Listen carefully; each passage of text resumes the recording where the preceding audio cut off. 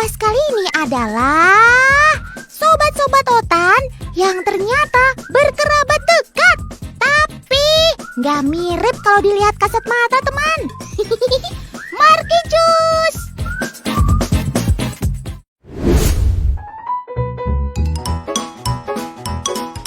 Fakta WOW pertama. Dugong ternyata berkerabat dengan gajah. Wow! Kalau teman-teman lihat dugong, pasti nyangkanya sobat air yang satu ini masih satu kerabat dengan paus. Tapi, hasil penelitian Alexander Liu dari Universitas Oxford dan Eric Seifert dari Universitas Stony Brook, New York yang dilaporkan dalam Proceedings of the National Academy of Sciences menyatakan hal berbeda.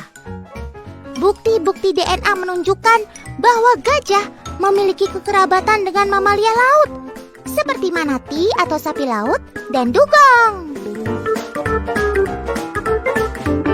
Namun, sejak kapan nenek moyang gajah mulai meninggalkan perairan dan berkembang di darat, belum dapat dipastikan waktunya, teman. Salah satu pendapat memperkirakan di akhir periode Eosin, ya sekitar 50 jutaan tahun yang lalu lah.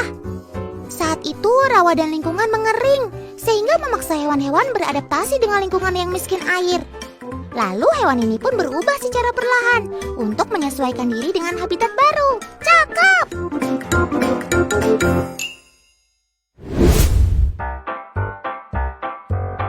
Fakta WOW kedua. Ayam ternyata kerabat dekat sama Tyrannosaurus Rex, teman. Kermax. Oke, kita bahas ya biar yakin.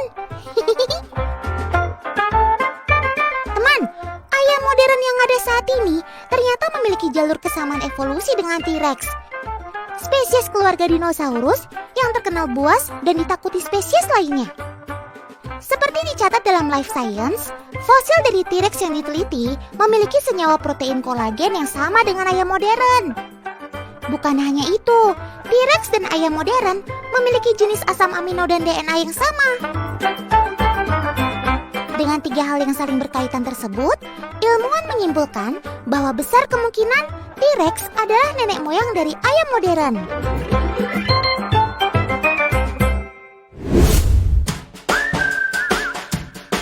Hewan lain yang ternyata berkerabat adalah kuda Nil.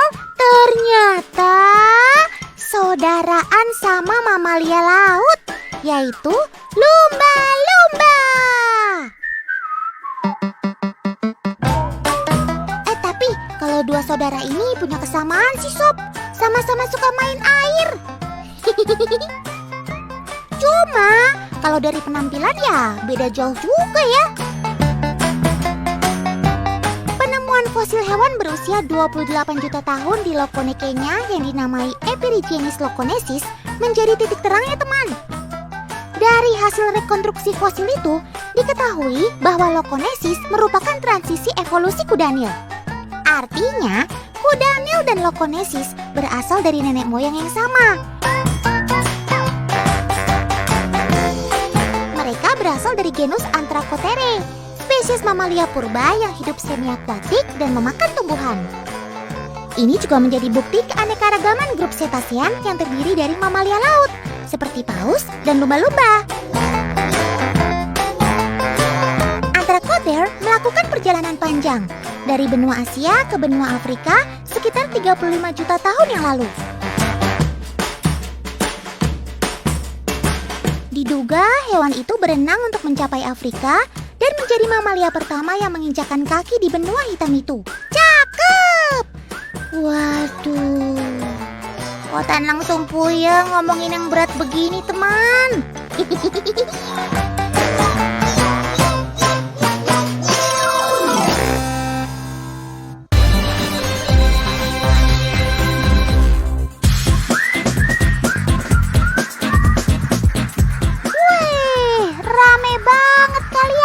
Mau pada kemana sih?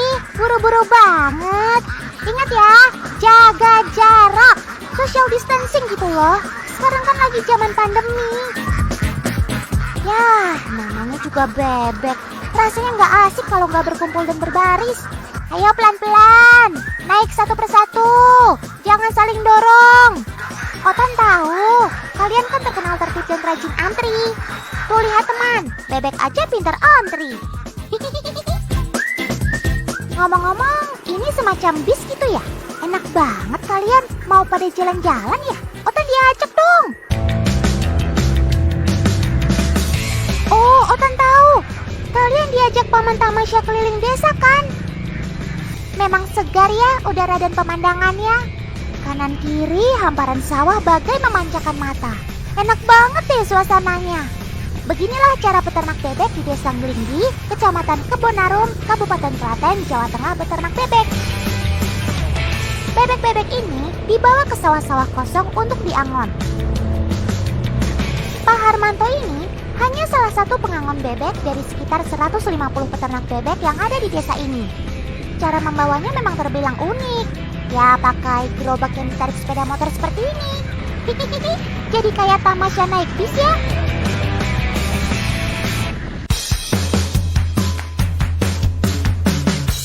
Ayo turun-turun, sudah sampai. Kayaknya kalian sudah gak sabaran ya. Sudah pada lapar ya. Memang begini cara peternak bebek di Klaten memberi makan bebek-bebek peliharaannya. Kalau dari segi biaya, tentu jauh lebih murah dan hemat tenaga jika dibandingkan memberi pakan di kandang. Tapi ingat, tidak sembarang bebek yang dibawa paman peternak ke sini. Hanya bebek remaja yang belum menghasilkan telurlah yang diangon atau digembalakan. Kalau sudah masuk usia bertelur, mereka hanya diberi makan di kandang saja. Soalnya mereka mudah stres, dan kalau stres bisa gawat. Bebek yang stres biasanya mogok bertelur. Tentu kasihan paman peternak kalau bebek-bebek sumber penghasilannya ini tidak bertelur. Bebek-bebek yang diangon akan mencari makan di sawah-sawah yang telah dipanen. Sebenarnya terjadi hubungan saling menguntungkan antara petani yang punya sawah dengan peternak bebek. Istilah kerennya sih simbiosis mutualisme. Peternak bebek diuntungkan karena bisa mendapatkan pakan bebek secara gratis. Sementara itu, petani pemilik sawah juga diuntungkan karena bebek memakan keong dan serangga yang menjadi hama di sawah. Kotoran bebek yang ditinggalkan juga bisa menjadi tambahan pupuk dan nutrisi bagi tanaman padinya kelak. Wah, Otan suka kalau sama-sama untung begini.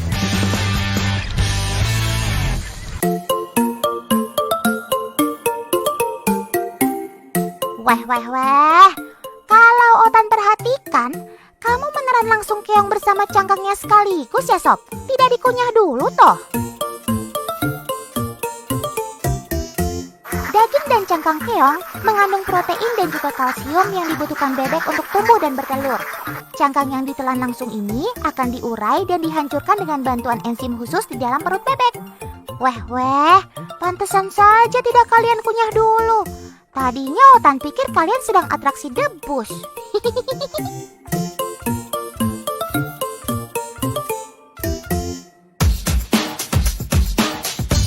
Kawanan bebek ini ada pemimpinnya loh.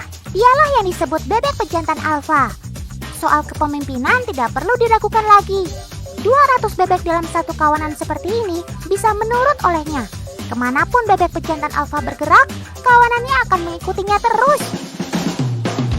Si bebek pejantan alfa akan selalu berusaha untuk berada di depan barisan, seolah-olah ia tidak mau dikalahkan oleh bebek-bebek betina yang dipimpinnya. Tidak sembarangan bebek pejantan bisa jadi pemimpin seperti ini. Biasanya, peternak bebek akan memilih bakat-bakat bebek pejantan yang bisa dijadikan pemimpin. Tanpa bebek alfa pejantan, barisan bebek ini akan susah diatur dan digiring. Pantas saja harga kalian mahal. Harga bebek pejantan alfa bisa mencapai Rp500.000 loh.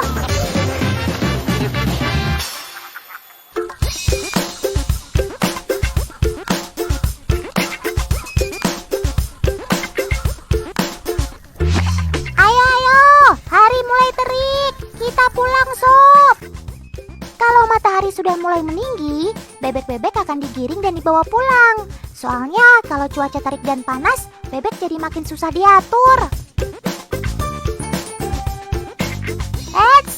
Sebelum pulang ke kandang, kalian mandi dulu ya, biar tubuhmu bersih dan tidak membawa lumpur kotor ke kandang. Air yang membasuh mereka tentu saja menyegarkan. Badan pun jadi bersih. Ternyata mandi tak hanya berguna agar badan bersih. Menurut para pengangon bebek, mandi di sungai akan membuat tubuh mereka bugar dan nyaman. Jadi nggak mudah stres ya sob. Ngomong-ngomong, teman di rumah pernah perhatikan nggak cara bebek berenang? Yap, benar. Mereka memanfaatkan selaput di kakinya sebagai alat untuk mengayuh. Agen Otan KDB yang kece akan bantu Otan untuk perlihatkan kepada teman-teman di rumah. Ayo kak, letakkan anak bebeknya di akuarium. Kalau pakai akuarium begini, kita bisa melihat dengan jelas cara bebek mengayuhkan kakinya dan berenang. Sebenarnya tanpa kaki bersirip pun, si bebek sudah punya kemampuan untuk mengapung di atas air. Ia punya rongga di dalam perutnya yang mengandung udara dan bisa membantunya mengapung. Wih, ternyata memang mirip seperti dayung kaki-kaki mereka. Dengan gerakan-gerakan kecil, bebek bisa bergerak maju dan juga mundur. Sejak menetas, bebek sudah punya kemampuan dan naluri untuk berenang. Jadi tidak usah diajarkan atau ikut kursus berenang lagi. Cakep memang kamu sob.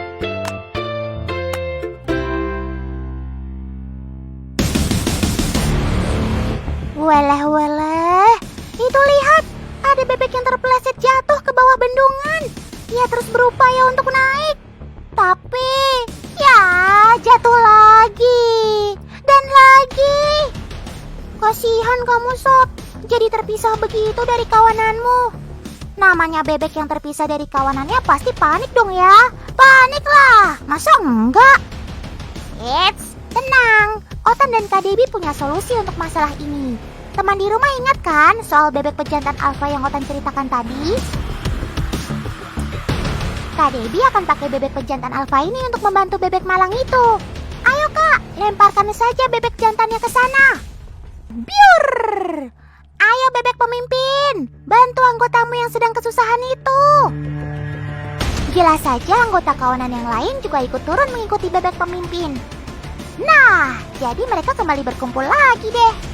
Selanjutnya, bebek pejantan akan menggiring seluruh anggota kawanan kembali ke tempat yang aman. Jempol buat kamu sob. Gitu dong jadi pemimpin. Harus mau membantu anggota kelompokmu yang kesusahan. Bukan cuma perintah-perintah saja.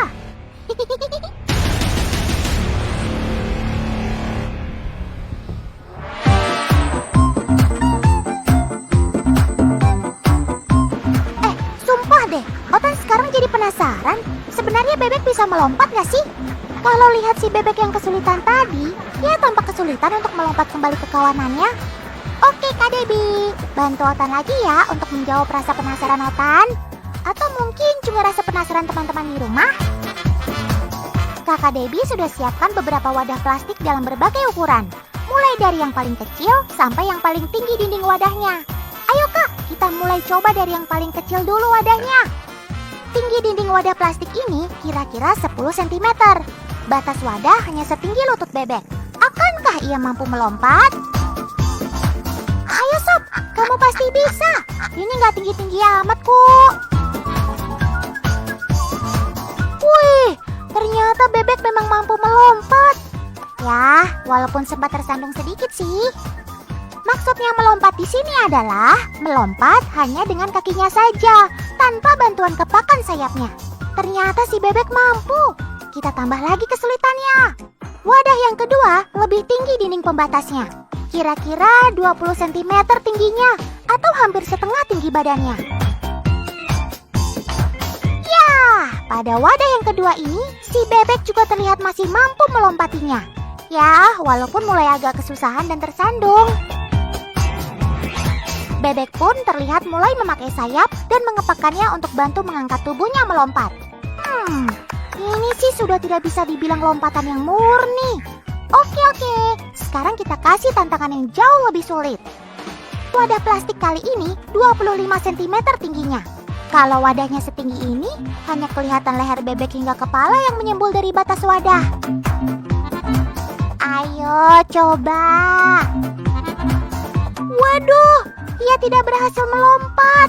Lompatannya tersangkut dinding dan terpeleset. Ia coba lagi. Dan ia mampu melompatinya. Langkah bebek memang ternyata tidak tinggi. Ia tidak bisa mengangkat tungkai kakinya terlalu tinggi. Jadi cuma kelihatan seperti maju mundur saja. Oke lah, ya sudah. Sekarang Otan tidak penasaran lagi. Kamu rupanya punya kemampuan untuk melompat. Tapi untuk ketinggian tertentu, kamu butuh bantuan sayapmu. Begitu kan kesimpulannya? Jangan berkecil hati, Sob. Otan tetap menghargai upayamu kok.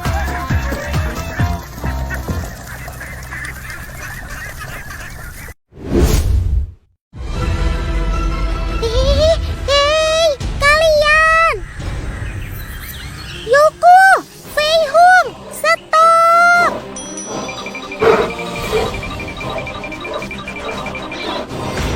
Sesama saudara seperguruan dilarang berantem. Cuaca memang lagi panas, tapi hati nggak boleh ikutan panas, bro. Malu atuh sama yang di rumah. Nah gitu. Heping, Sob. Damai, damai.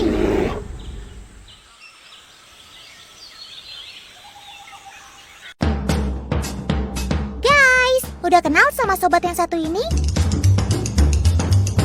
Beruang madu. Sekilas mirip sih. Tapi mereka ini adalah beruang hitam Asia, alias Asiatic Black Bear. Tatap layar Anda lebih dekat. Sekarang perhatikan kedua layar di TV kalian. Apa yang beda? Betul, motif dadanya.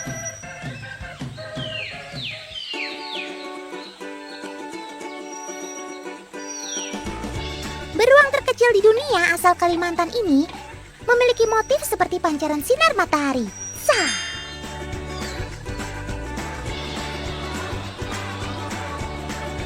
Sedangkan Asian Bear, motif dadanya menyerupai bulan sabit, sehingga dinamakan juga Moon Bear.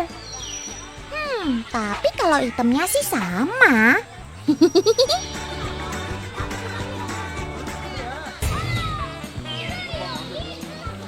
Di alam liar, omnivor ini terbiasa hidup soliter dengan teritori seluas 14 km persegi.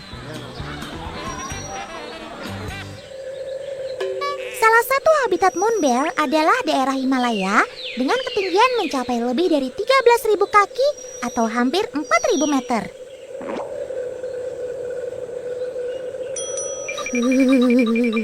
Kebayang deh dinginnya.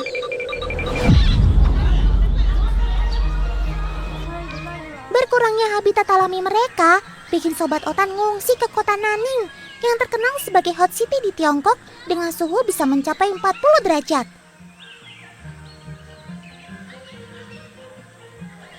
Aduh, Puk-Puk, sabar ya Sob. Otan juga kepanasan nih.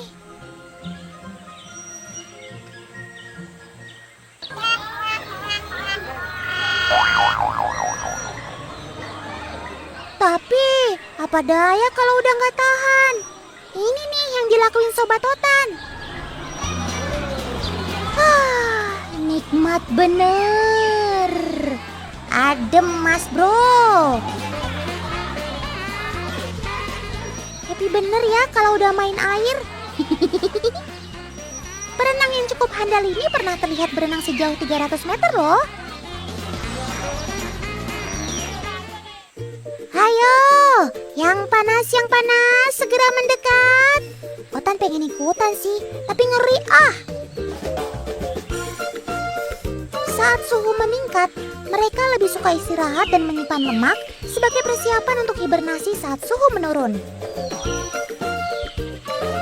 Liau Pucing, Sob, lanjutin deh berendamnya, tapi jangan sampai masuk angin ya.